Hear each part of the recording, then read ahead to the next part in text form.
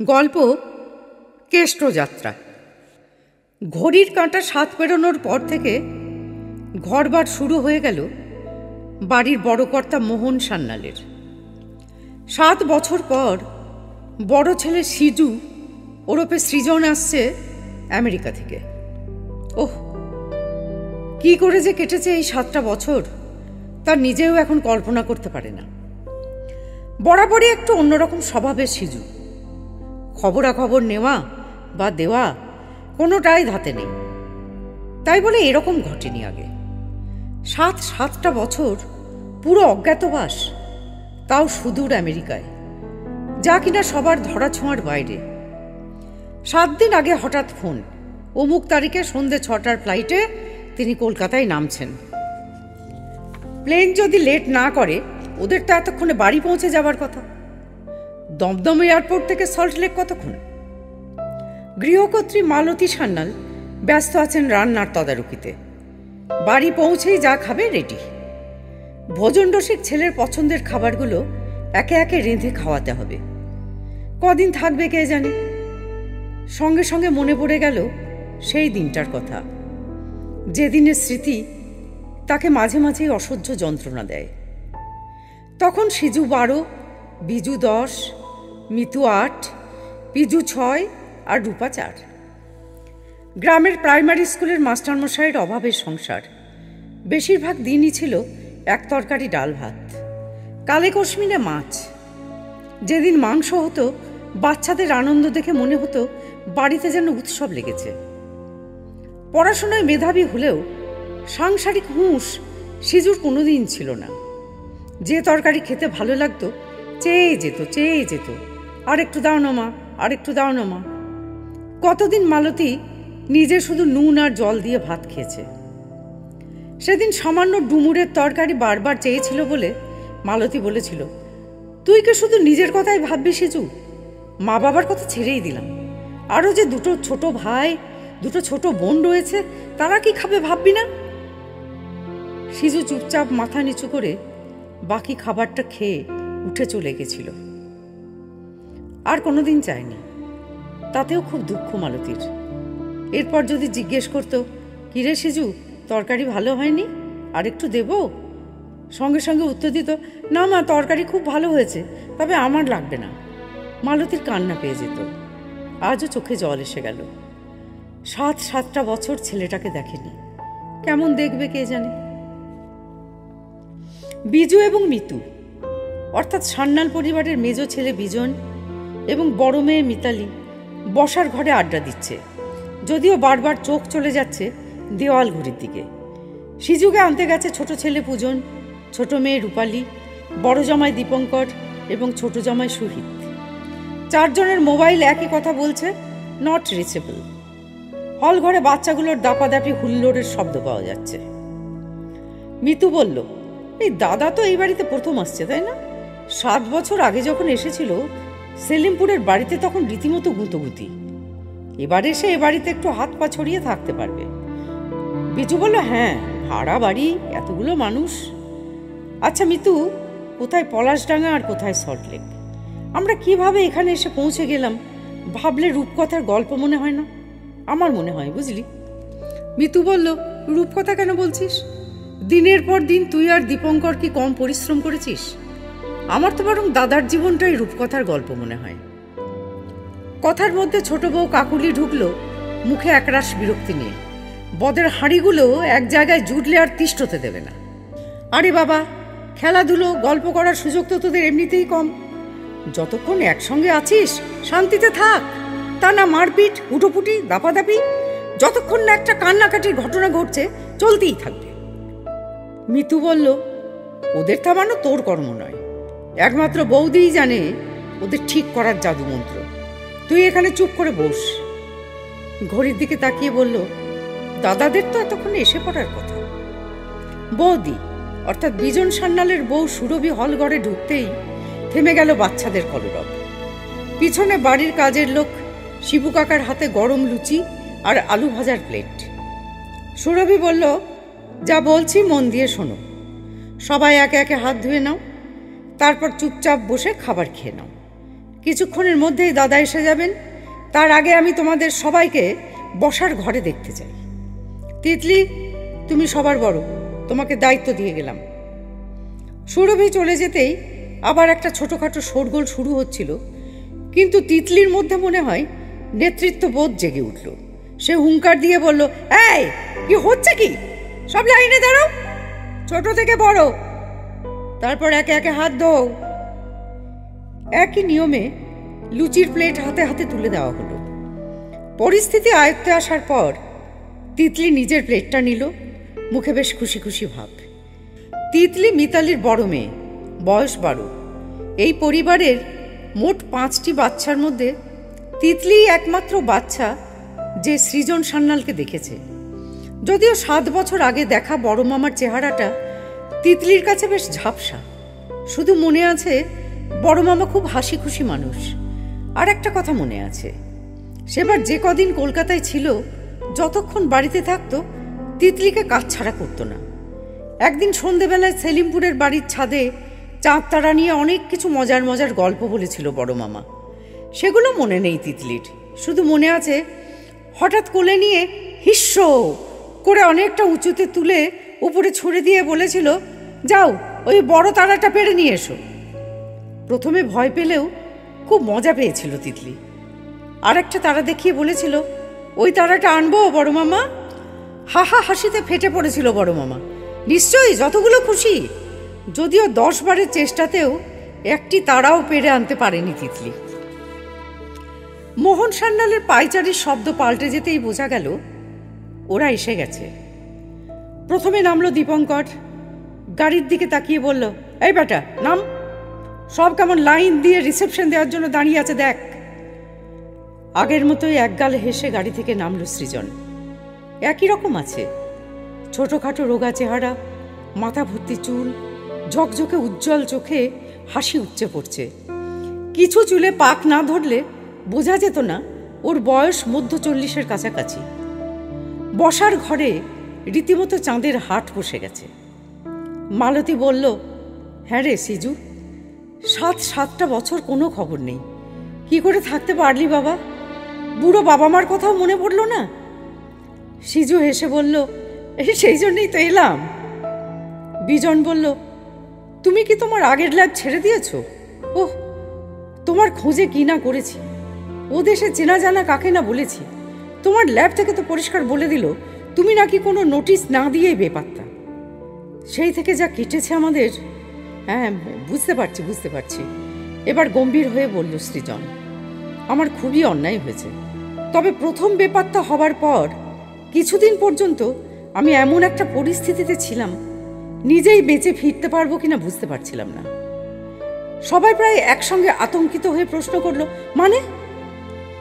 12 বছরের তিতলি একটা রহস্যের গন্ধ পেল। বাকি বাচ্চারা এটুকু বুঝলো খুব চিন্তার ব্যাপার কিছু।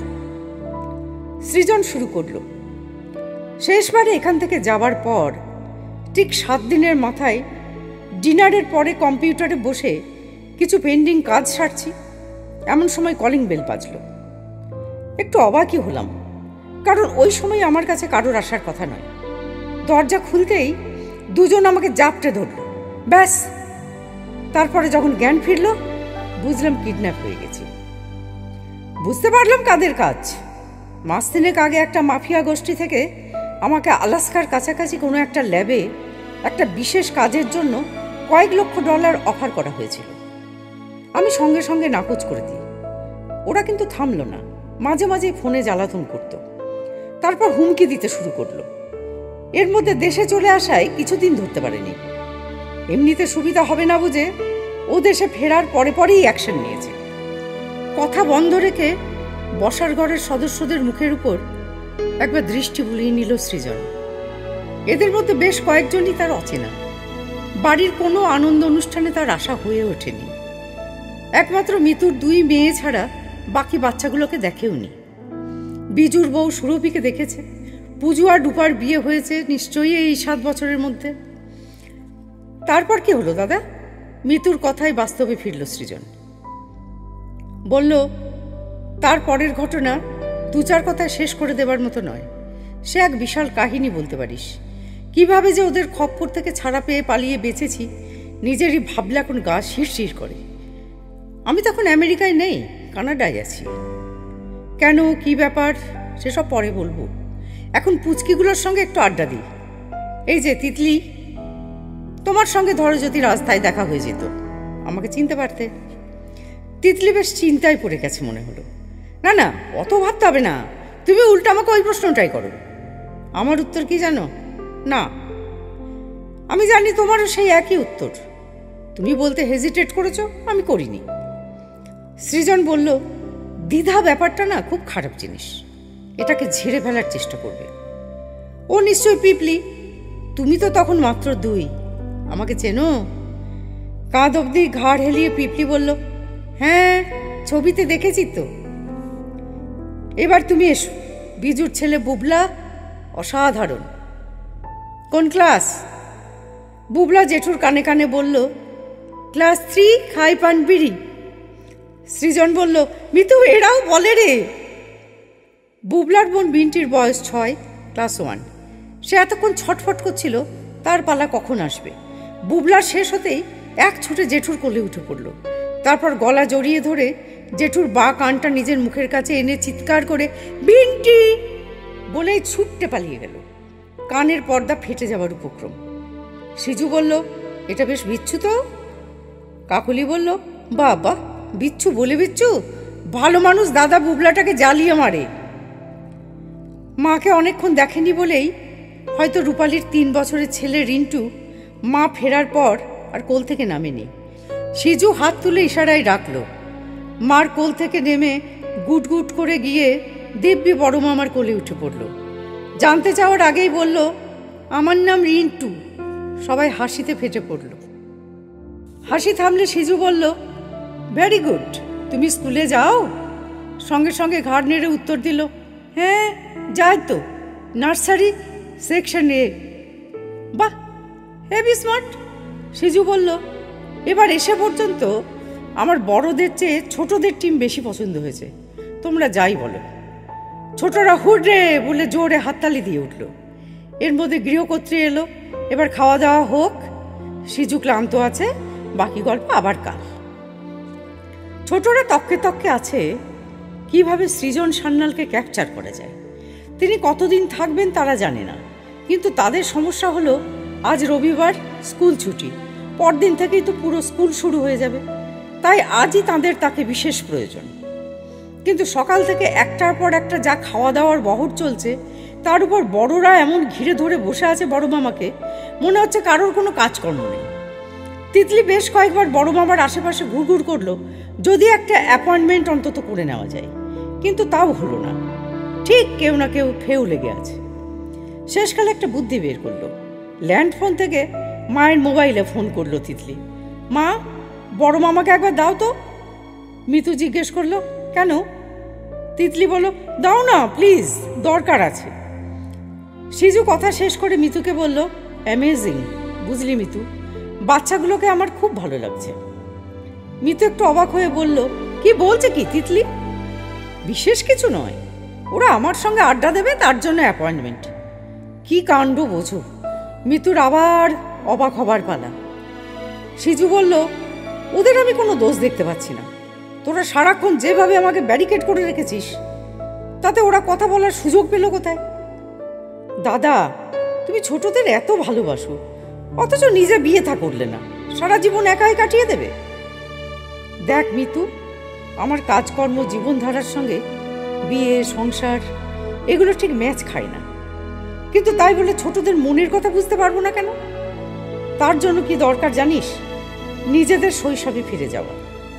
আমি ওদের দেখছি আর নিজের ছোটবেলার নানা রকম মজার মজার ঘটনা মনে পড়ে যাচ্ছে। তিতলির সঙ্গে কথা হয়েছে, আজ সন্ধ্যে 7টায় ওরা সাঙ্গপাঙ্গ নিয়ে ছাদে হাজির হবে। বৃষ্টি না হলে খোলা আকাশের নিচে ছাদে আমাদের জমাটি আড্ডার আসর বসবে। তোদের সেখানে প্রবেশ নিষেধ। বাচ্চাদের আর তট সইছে না। দেওয়াল ঘড়িতে ঢং ঢং করে 7টা বাজতেই তিতলির নেতৃত্বে লাইন দিয়ে একে একে 4 তলার ছাদে পৌঁছে গেল সবাই। পিছনে পিছনেই এলো সৃজন সান্যাল। ছাদে নানা রকমের ফুল আর ক্যাকটাসের টব। মাথার উপরে ঝকঝকে তারা ভর্তি আকাশ। রিন্টুকে কোলে নিয়ে বাবু হয়ে বসল সৃজন। সামনে গোল হয়ে বাকি 4 মক্কেল। সৃজন বলল, শোনো, আমি এখন কারোর মামা বা জেঠু কিছুই নই। এখন আমাকে তোমরা বন্ধু বলে ডাকবে এবং ভাববে। বুঝতে পেরেছ? সবাই একসঙ্গে ঘাড় নেড়ে বলল, হ্যাঁ। বুবলা বলল, আচ্ছা জেঠু, না সরি বন্ধু, তুমি নাকি মস্ত বড় বিজ্ঞানী। তা তুমি কি সেই ছোটবেলাতেই তোমার এমিন লাইফ ঠিক করে নিয়েছিলে? তিতলি বলে উঠল, দূর বোকা, ছোট বয়সে বিজ্ঞানী কথার মানে বুঝবে কি করে? এমিন লাইফ কি করে ঠিক করে নেবে? সৃজন বলল, শোনো শোনো, ছোট বয়সেও কিন্তু এমিন লাইফ কথাটা আমাদের মাথায় আসে। মনে হয় না আমি বড় হয়ে এই হব তাই হব। যেমন ধরো, আমি তখন বুবলার মতো, মানে ক্লাস 3 খাই পান বিড়ি। সেই সময় আমাদের গ্রামে, মানে পলাশডাঙ্গায়, কেষ্টযাত্রার দল এলো। কেষ্টযাত্রা জানো তোমরা? জানো না? কি করে জানবে? এখন তো মনে হয় ওসব উঠেই গেছে। যাত্রার কথা তো শুনেছ নিশ্চয়ই। রিন্টু ছাড়া বাকিরা মাথা নাড়ল।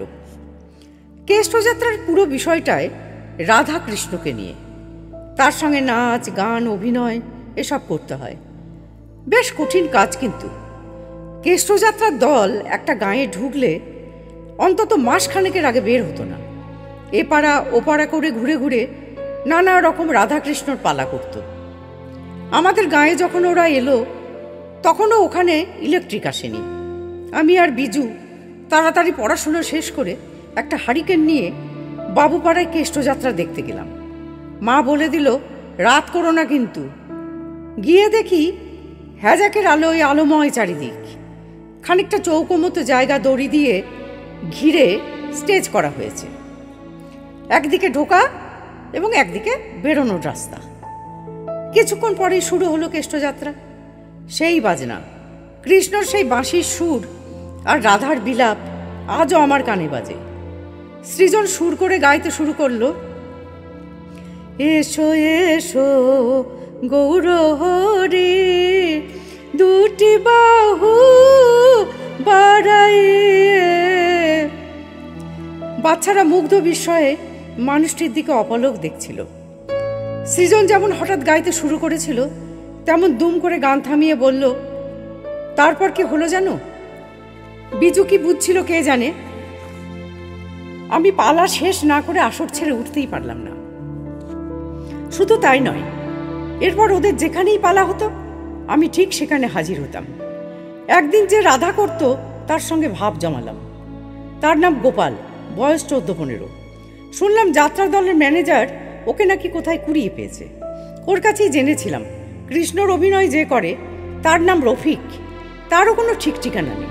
দুর্গাপুজোর সময় পাড়ার যাত্রায় শিশু শিল্পী হিসেবে আমার বেশ কদর ছিল। তার উপর গলা ছেড়ে গানটাও গাইতে পারতাম। কিন্তু পুজো তো বছরে সেই একবার, তার মধ্যেই আমাকে যে বারবার সুযোগ দেওয়া হবে তারও কোনো মানে নেই। সবচেয়ে বড় কথা কি বলতো, আমার মাথায় তখন কেষ্টযাত্রার নেশা চেপে বসেছে। একদিন রাধার সঙ্গে গিয়ে ওদের ম্যানেজারের সঙ্গে দেখা করলাম। ম্যানেজার প্রথমে আমার অভিনয় প্রতিভা, তারপর গানের গলা সব কিছুর পরীক্ষা নিল। তারপর বলল, তোমার মধ্যে যথেষ্ট গুণ আছে বাবা, তবে তোমার বাবা মার সঙ্গে কথা না বলে তোমাকে দলে নেব কি করে? শেষে না ছেলে চুরির কেসে ফেঁসে যায়। আমি বললাম, ও আমি ঠিক মত করিয়ে নেব, আপনি ভাববেন না। ম্যানেজারের পছন্দ হয়েছে। ফুর্তির মন গড়ের মাঠ। বাড়ি ঢুকে দেখি মা কাঁদছে। ছোট মামা নিতে এসেছে, দাদু মারা গেছেন। মামার বাড়ি চলে গেলাম সবাই। দাদুর কাজ হয়ে যাবার পর 12 দিনের মাথায় পলাশডাঙ্গায় ফিরে প্রথমেই ছুটলাম কেষ্টযাত্রার দলের আস্তানায়। ভোঁ ভাঁ, কেউ কোথাও নেই। শুনলাম ওরা সেদিনই সকালে চলে গেছে। চোখে জল এসে গেল। আবার সুর ধরল সৃজন, না পুরায় রাধায় অঙ্গ, না ভাষায় জলে, মরিলে তুলিয়া রেখো তমালের ডালে।